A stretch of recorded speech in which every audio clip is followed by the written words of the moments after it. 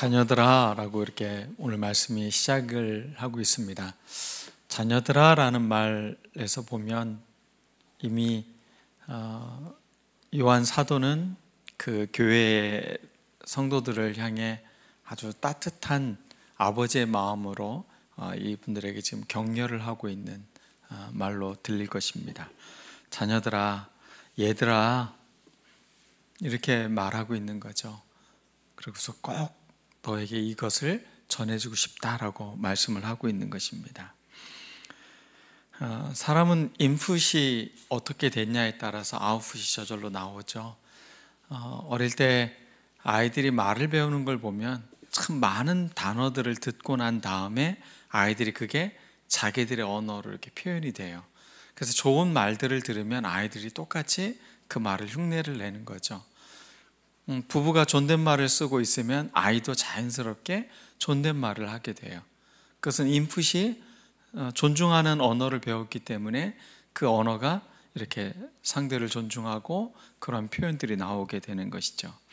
그러므로 우리가 어떤 말들이 우리 안에 가득 채워지느냐, 이건 굉장히 중요한 것 같아요. 오늘 하나님의 말씀이 또 하나님의 사랑이 여러분에게 얼마나 많이 채워지고 인풋이 되어져 있습니까? 그럼 자연스럽게 하나님의 이 사랑이 아웃풋으로 드러나게 될 것입니다. 한 분이 평생을 아버지의 알코올릭으로 또 집에 오면 그 술을 잔뜩 드시고 오셔서는 이 집안을 다 때려 부시고 엄마를 괴롭히고 또 자녀들을 때리기도 하고 그런 가정의 폭력의 상처 속에서 삶을 살아왔습니다. 아주 가장 싫은 게 아버지였어요. 그래서 아버지를 어떻게든지 이겨보겠다고 이제 사춘기가 돼서부터는 이제 운동을 배우기 시작을 했습니다. 근데 그 운동을 배운 것이 또 그 사람 인생의 화근이 되었습니다. 그 분노를 주체하지 못해서 사고를 치고 또 어려운 일을 겪게 되고 또 그게 큰 문제가 되기도 했습니다. 늦은 나이에 결혼을 하고 아이를 낳았습니다. 그런데 아이를 어떻게 사랑해야 될지 모르겠는 거예요. 아버지가 나를 사랑했던 방식으로 아이를 사랑할 수가 없으니까 그 아이한테 자기가 어떻게 해야 될지 전혀 알지 못하겠는 거예요. 나의 아버지는 이렇게 무뚝뚝하고 나를 폭력적으로 대했고 나에게 함부로 나를 존재 가치가 없는 사람으로 만드셨던 분이셨는데 내가 아이를 대할 때마다 자꾸 그 모습이 나오는 거예요. 자기 안에 들어있는 모습은 늘 이런 부정적인 기억이기 때문에 자기도 모르게 자기의 아이를 그렇게 대하고 있는 모습을 발견하게 된 겁니다. 나는 아버지처럼 살지 않겠다라고 그렇게 다짐을 했는데 자기 안에 이미 아버지의 그늘이 가득 들어있는 모습을 그분이 발견하게 됩니다. 그리고 그에게 아버지 학교라는 경험을 통해서 그의 삶이 바뀌기 시작을 합니다. 그리고 그 아버지 학교를 통해서 자기 아버지와 화해하는 경험을 하게 됩니다. 그렇게 미웠고 그렇게 싫었던 아버지를 용서하고 화해하는 과정을 통해 그의 가정이 온전하게 회복되는 모습을 볼 수가 있었습니다. 이 세상에서 가장 위험한 것이 있다면 상처받은 마음입니다. 그 상처받은 마음은 누군가를 또 아프게 하기 때문에 그렇습니다. 저는 목회를 하면서 이 상처받은 마음이 얼마나 사람들의 마음을 상처를 주고 그것이 관계에 아픔을 주는지를 많이 보아왔습니다. 그러나 상처가 치유된 사람의 마음은 정말로 감동적입니다. 자기 마음에 분명 상처의 경험이 있고 고통이 있고 아픔이 있는데 그게 치유된 분들은 놀랍게도 그의 삶은 위로자의 삶을 살고 있고 치유자의 삶을 살고 있는 것을 보기 때문에 그렇습니다. 여러분은 어떻습니까? 과거에 상처의 경험이 있습니까? 그것이 여전히 아프고 고통스럽고 피를 흘리고 있습니까? 그러면 참 위험한 것입니다. 그렇지만 이미 그 아픔이 치유가 되고 온전케 된 사람들은 놀라운 선물로 이 세상을 살아갈 수 있는 것입니다. 오늘 말씀을 듣고 여러분들에게는 이러한 상처받은 치유자로서, 위로자로서 여러분들의 삶을 살아내는 우리들 모두가 되었으면 좋겠습니다. 4명의 친구들이 성경 공부를 했습니다. 야고보서를 읽다 보니 야고보서 5장 16절에 이러므로 너희 죄를 서로 고하며 고백하며 라는 말을 그들이 감동을 받았습니다. 그래서 오늘은 우리 이 말씀에 감동을 받았으니 우리 솔직하게 우리의 죄를 우리 서로 고해 봅시다, 이런 이야기를 했습니다. 그러자 한 친구가 먼저 고백을 합니다. 나는 교회에 다니긴 하는데 담배는 끊을 수가 없다네. 두 번째 사람도 고백을 합니다. 나는 자꾸만 거짓말이 입에 배서 나도 모르게 자꾸 거짓말이 나온다네. 세 번째 친구가 고백을 합니다. 나는 사실은 아직도 남의 물건을 보면 나도 모르게 자꾸 손이 간다네. 근데 네 번째 친구가 말을 안 하고 입을 꼭 다물고 있는 거예요. 그래서 왜 자네는 이야기하지 않나? 자네도 이야기해보게. 그러자 이 친구가 그렇게 이야기합니다. 실은 나는 남의 약점을 듣기만 하면 그거를 동네반대에 떠들고 다닌다네. 그런 이야기를 했습니다. 고백을 한다는 거, 내가 뭘 잘못하고 있다는 것을 고백한다는 것은 그 행동이 멈춰지는 것을 말하는 겁니다. 반복되어지지 않는 것이죠. 회개했다고 하는데 여전히 그 삶의 굴레 속에 있다면 그것은 온전한 회복이 되지 않은 것입니다.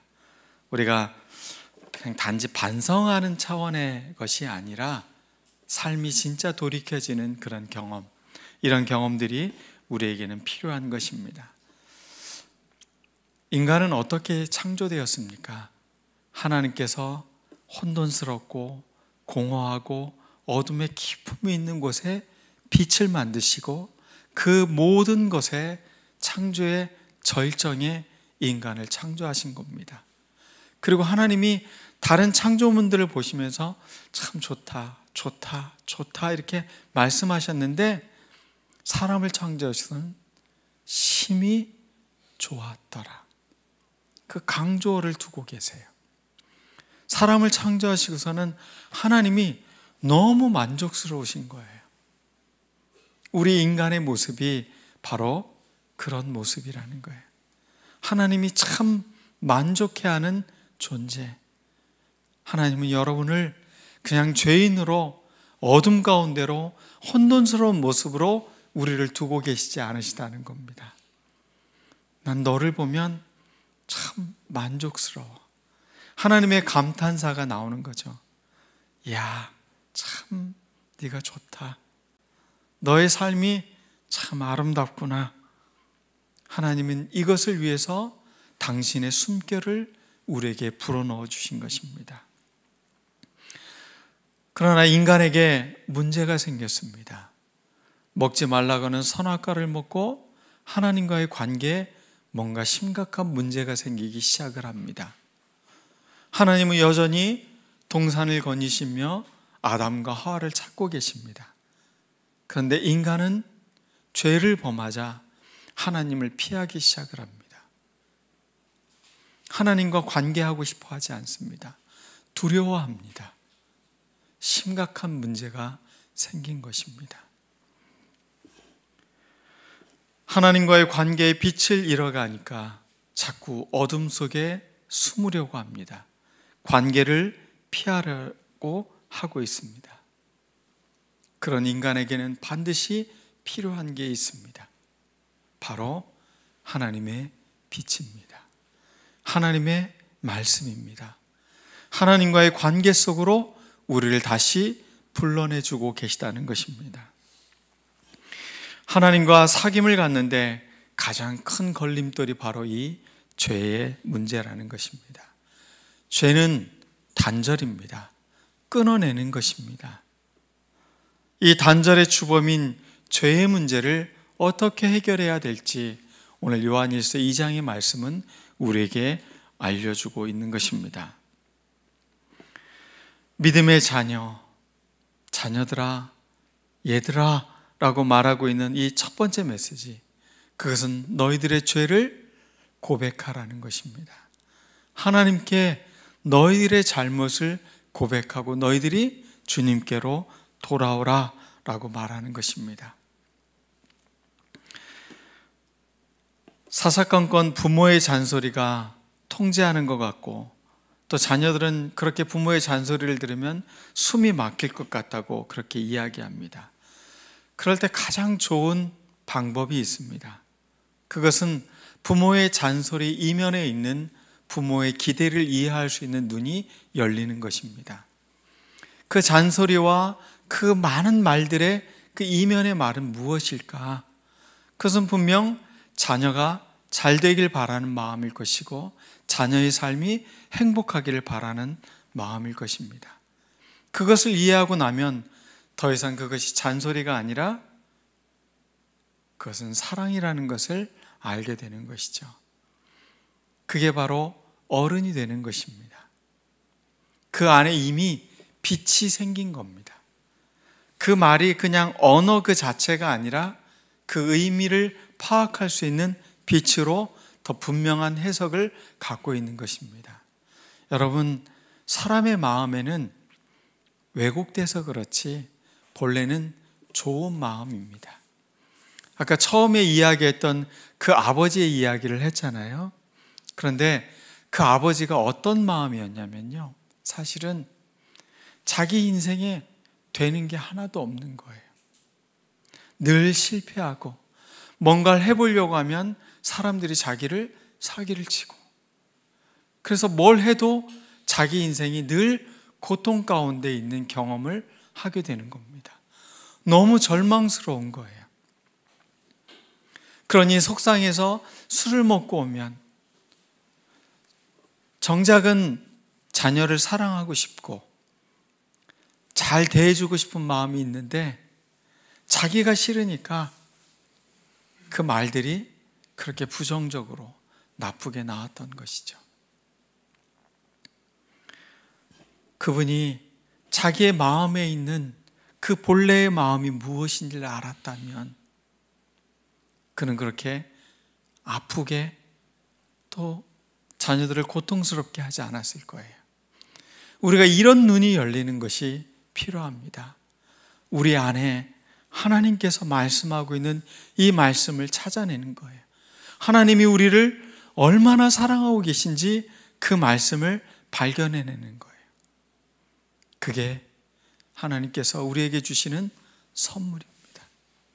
이걸 발견하지 못하면 우리의 삶은 여전히 오해로, 어둠으로 우리는 점점 그 관계의 단절 속으로 깊이 들어간다는 것입니다. 오늘 우리에게 이 복음의 말씀이 선명한 빛으로 드러났으면 좋겠습니다. 풍랑이 일어날 때 배들이 빨리 그 정보를 듣고서는 어떻게 합니까? 항구를 찾게 됩니다. 그런데 아무런 칠흑 같은 그 바다의 그 어둠 속에 있는 그 빛 속에서 등대의 빛이 보일 때 그들은 안도의 한숨을 쉽니다. 아, 이제 드디어 내가 정착할 곳이 있다. 피할 수 있는 곳이 있다. 나를 안전하게 할 수 있는 곳이 있구나 라고 생각하게 되는 것입니다. 하나님의 빛이 우리 가운데 비춰지면 우리의 삶도 여전히 그런 고백을 하게 되는 것입니다. 드디어 내 인생의 방황이 끝났구나. 내 인생의 풍랑이 이제 멈췄구나. 그러면서 하나님의 품에, 하나님의 항구 안에 우리가 안길 수 있는 것입니다. 그러기 위해서 요한은 우리에게 첫 번째로 알려주고 있는 게 죄를 고백하라는 것입니다. 인정하라는 것입니다. 이건 단지 양심의 가책을 갖고 살아가라는 이야기가 아닙니다. 그것에 머물러 있지 않고 하나님의 사랑 속으로, 하나님과의 관계 속으로 우리를 초대하고 있는 것입니다. 더 이상 죄를 범죄한 우리의 존재가 아니라 하나님과의 관계 속으로 우리를 초대하고 있는 것입니다. 하나님은 우리가 죄를 고백하면 우리의 죄를 다시는 기억하지 않는다고 하십니다. 그리고 우리를 용서하십니다. 그것은 하나님이 우리를 너무 사랑하시기 때문에 그렇습니다. 더 이상 죄가 하나님과 우리 사이에 단절이 되지 않도록 하기 위해서 하나님이 우리의 모든 죄를 용서하시고 기억하지 않는다고 말씀하시는 것입니다. 가끔 우리가 잘못하면 죄책감이 우리 안에 올라옵니다. 죄책감은 하나님이 주시는 선물이 아닙니다.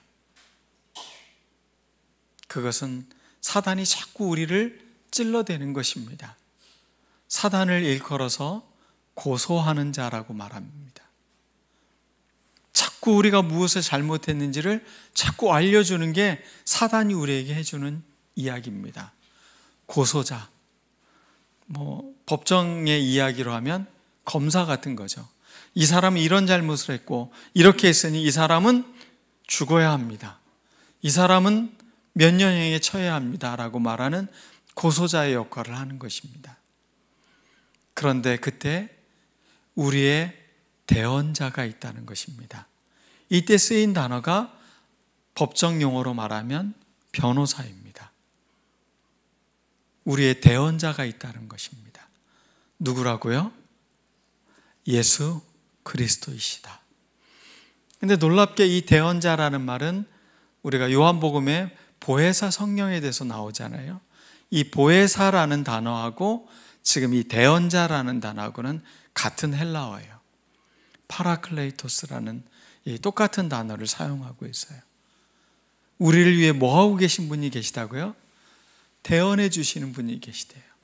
변호해 주는 분이 계시다는 거예요. 우리 안에 막 끊임없이 죄책감으로 우리를 막 고소하고 있는데 우리에게 하나님께 대언해 주는 분이 계시다는 거, 얼마나 큰 은총입니까? 여러분의 그 잘못, 여러분의 죄의 그런 절망 가운데 있는데 주님은 우리의 대언자가 되어 주십니다. 이 보혜사, 대언자라는 말, 이것은 여러 가지 영어 단어로 번역이 됩니다. 우리의 한글 성경에서도 다양한 단어로 번역이 되는데 옹호자라는 말도 됩니다. 변호사라는 게 그렇잖아요. 옹호를 해주잖아요. 또 하나는 헬퍼라는 뜻도 있습니다. 돕는 자라는 뜻도 있습니다. 또 다른 단어로는 위로자라는 뜻도 있습니다. 또 카운셀러라는 단어로도 영어는 해석을 합니다. 대언자, 보혜사, 이게 얼마나 다양한 용어로 사용되고 있는지 그것을 이 한 단어로 헬라어는 사용하고 있다는 겁니다.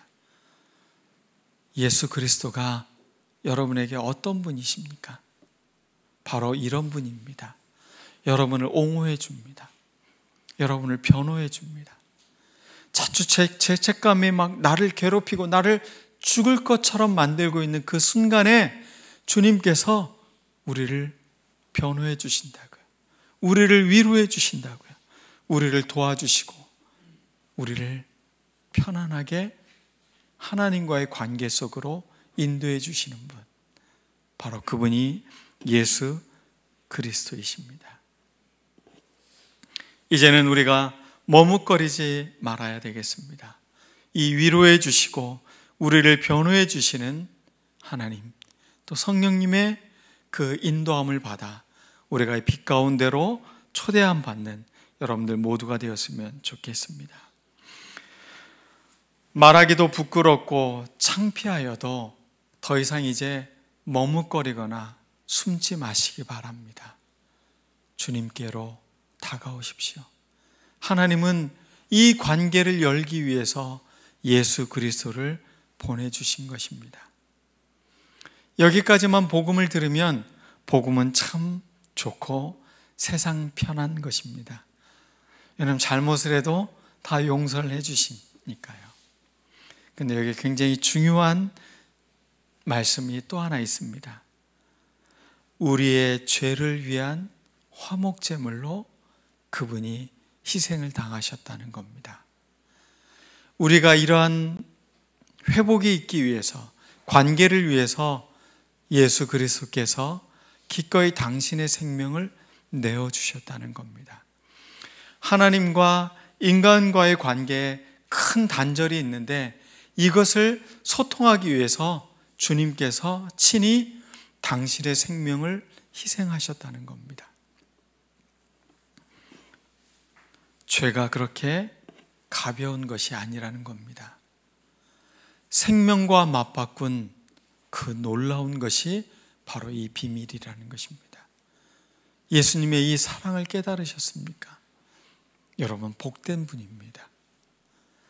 나와 하나님과의 관계를 회복시키기 위해서 예수님이 기꺼이 당신의 생명을 나를 위해 희생하셨구나. 이런 분들은 함부로 죄를 범할 수 없습니다. 하나님과의 관계를 함부로 가볍게 여길 수가 없는 것입니다.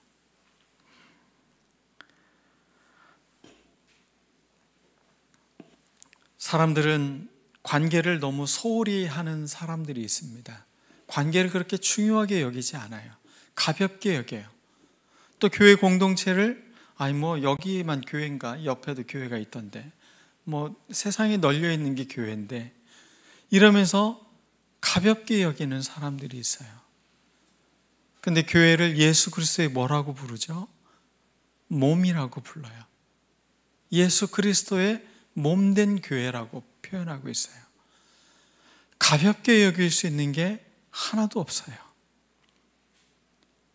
정말로 힘이 생기고 믿음이 생기고 하나님과의 관계가 회복되면 여러분 소홀히 하지 않게 됩니다. 거기에는 생명을 내건 예수님의 사랑이 있음을 알게 되기 때문에 그렇습니다. 함부로 하지 않습니다. 너무나 중요하고 너무나 귀하기 때문에 그것을 가볍게 여기지 않는다는 것입니다. 그러나 우리가 그러한 일들을 범하게 되는 게 무엇인가? 오늘 요한서의 말씀에 그 이유에 대해서 이야기합니다.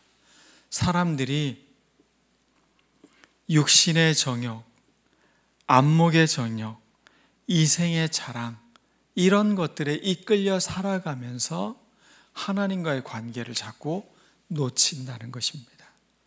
분명 빛을 비췄고 구원을 받았고 용서함을 받았음에도 불구하고 자기 안에 빛이신 예수 그리스도를 담아내지 못하고 하나님의 말씀을 담아내지 못하고 이 안에 육신의 정욕, 안목의 정욕, 이생의 자랑을 가득 채우고 있으니 자꾸 점점점 그 빛이 희미해지고 가려지게 된다는 것입니다. 하나님으로부터 온 것이 아닌 세상으로부터 온 것이 하나님과의 관계를 자꾸 막게 된다는 것입니다. 우리가 오늘 말씀에서 그분을 안다는 것은 하나님의 계명을 지키는 거라고 말씀을 하고 있습니다. 말씀을 지킨다. 하나님의 사랑이 참 그 안에 있으면 그 말씀은 우리를 살아가게 한다는 겁니다. 생명력이 있다는 것입니다. 이 세상을 창조한 그 근본은 하나님의 말씀이기 때문에 그렇습니다. 하나님께서 말씀하시기에 빛이 있으라 함이 빛이 생겨나는 것입니다. 하나님이 말씀하시면 존재케 되는 것이 바로 하나님의 세계인 것입니다. 여러분의 삶 속에 하나님의 말씀이 들어오면 그 말씀은 우리 안에 있음이 된다는 겁니다. 없는 게 아닙니다. 생기는 것입니다. 창조가 되어지는 것입니다. 그래서 우리는 모두 새로운 피조물이 되는 겁니다. 그냥 약한 육체를 갖고 있는 인간의 삶이 아니라 하나님의 말씀으로 새롭게 회복된 인간의 삶으로 우리를 초대하고 있다는 것입니다. 이 온전한 사귐으로 하나님은 우리를 초대하고 있는 것입니다. 이렇게 우리를 초대하고 있는 그 하나님을 우리의 마음 가운데로 모시게 되면, 너희 안에 이 말씀을 갖고 있으면, 그가 너희들 안에 있으면 이라는 이 표현은 두 가지 면으로 해석이 되는 겁니다. 첫 번째는 우리의 마음 안에 있으면 이라는 표현입니다. 여러분 안에 예수 그리스도가 계시면, 여러분 안에 하나님의 말씀이 있으면 여러분의 삶이 어떻게 됩니까? 변화됩니다. 바뀌어 가는 것입니다. 빛이 드러나는 것입니다. 이 말씀을 또 다르게 해석을 하면 너희들 안에 있으면입니다. 이것은 무엇을 전제로 하고 있는 것입니까? 교회 공동체를 전제로 하고 있는 것입니다.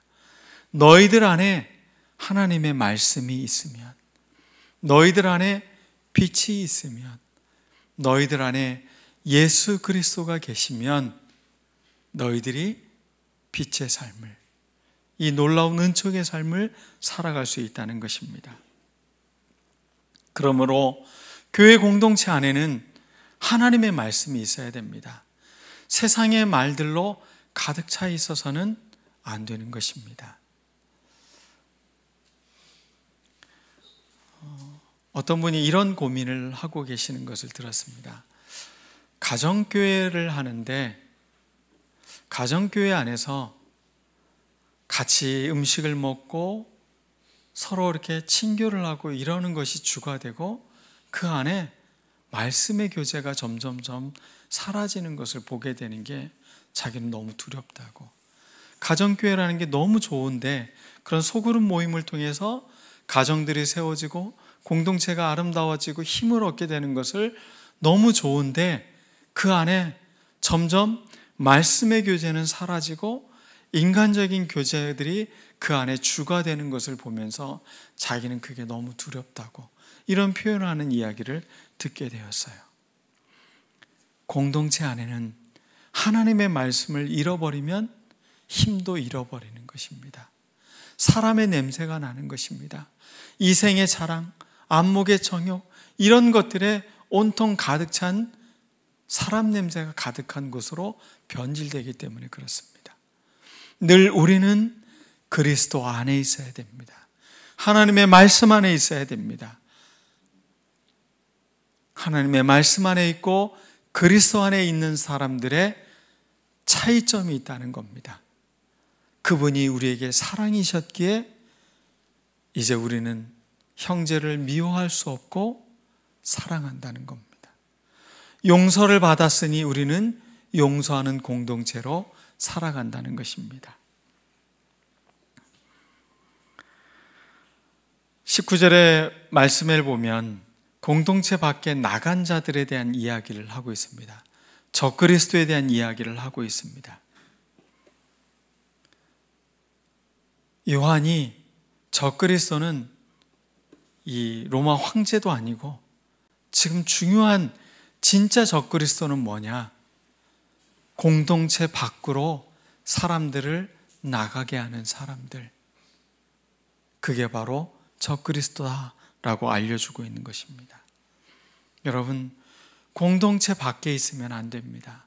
우리는 몸을 입고 있는 사람들입니다. 그리스도의 몸 안에 있어야 되는 것입니다. 교회는 단지 사람들이 모인 그냥 공간으로서의 의미가 있는 게 아닙니다. 그리스도의 연장된 손과 발로서 우리가 존재하는 것입니다. 떼제 공동체 예배 중에 그런 예배가 있습니다. 십자가를 놓고 자신들이 그리스도의 몸 안에 어디에 속해 있는지를 그 옆에서, 그 십자가 옆에서 서서 내가 그리스도의 손이라면 저 손 부분에 가서 그 십자가를 만지면서 기도를 하는 게 있어요. 굉장히 감동적입니다. 우리가 그리스도 안에 있다는 것, 그리스도의 몸 안에 있는 것입니다. 나는 그 안에 작은 일부분입니다. 그 일부분을 만지면서 우리가 하나임을 다시 한번 기억하는 것, 그것은 참 놀라운 은혜의 초대라고 생각을 합니다. 여러분,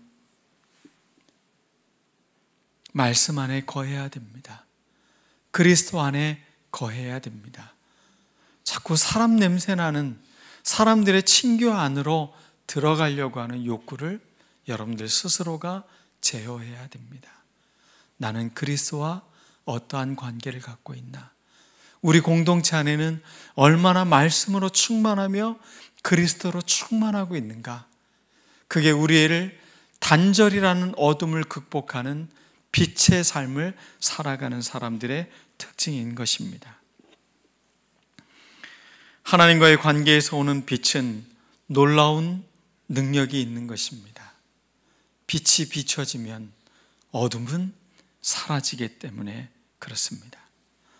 빛의 자녀의 특징은 사랑하게 되어져 있다는 겁니다. 용서한다는 것입니다. 그리고 그 공동체 안에 거하게 된다는 겁니다.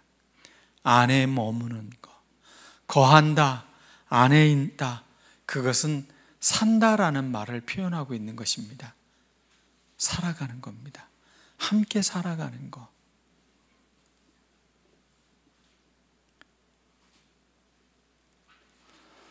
용서받은 자로, 위로자로, 격려자로, 지지자로, 변호자로 우리는 삶을 살아가는 겁니다.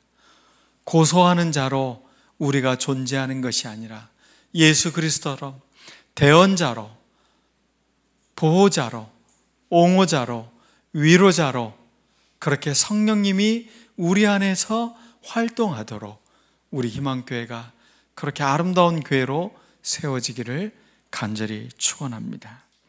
오늘 말씀을 기억하면서 우리 다 같이 기도하겠습니다.